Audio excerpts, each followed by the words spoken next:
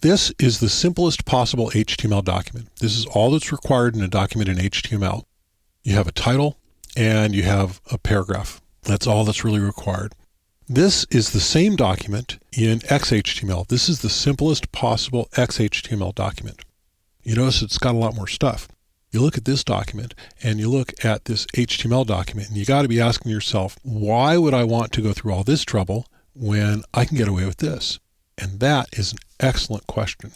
The difference is the xhtml document is going to work more consistently across more platforms on into the future. And so that's why we care about xhtml. And the truth is, writing this document is no more trouble at all than writing this document. All you have to do is have all of this other stuff saved in a template someplace. And whenever you start a new document, you just start from that point and type in your title and your content and you're going. And so it's really not any more trouble at all.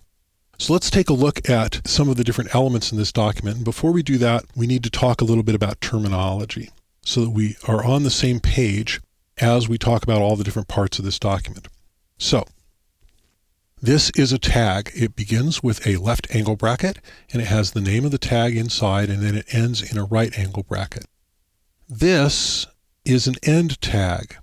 It's the same as the tag except it has this slash character between the opening angle bracket and the name of the tag.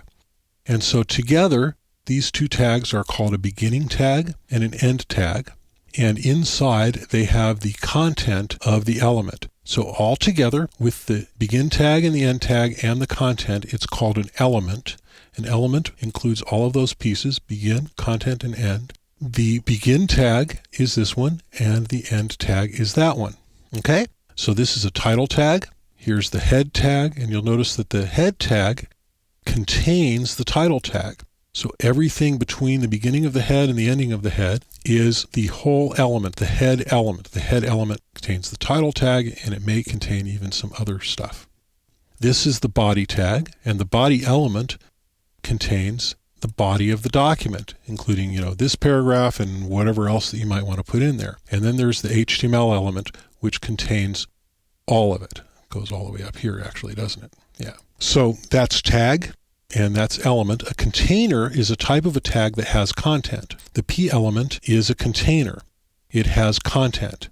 We might have another element that doesn't have content, like the horizontal rule, HR. And there's a HR tag that does not have content. It stands alone by itself. Now in xhtml, a standalone tag that does not have content must have this little slash before the closing angle bracket. The reason for that is that in xhtml, all tags must be terminated. So when you have a container, it's easy. You have an end tag that terminates the element. If you don't have a container, if you have just a standalone tag, then it must have this little shorthand for closing. It would be just as legal to write it this way, but nobody does. That would be just as legal. Now you have a begin tag and an end tag. So instead there's this shortcut, this shorthand, which says this is terminated. Now, this space between the name and the slash is not actually required. It is traditional, and so I tend to do it, but it's not required. So that is a complete HR element. It has its begin tag, and really it has its end tag built into the begin tag, so it begins and ends all in one tag. And that is a valid element that doesn't have content. Now let's take a moment and just talk about all this stuff at the top. This stuff at the top is required. That's really all you need to know about it.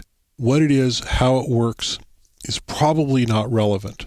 It's just required. This is what makes it valid XHTML, and this is what makes it possible for it to be read across a lot of different devices well into the future. So you just cut and paste it, you keep it in a template, and we'll talk about how to do that a little bit later.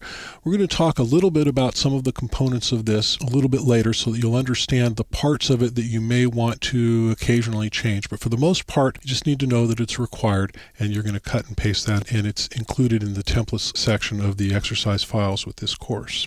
So that's it. This is a valid XHTML file. If you do them this way, they're going to work across devices well and consistently and well into the future.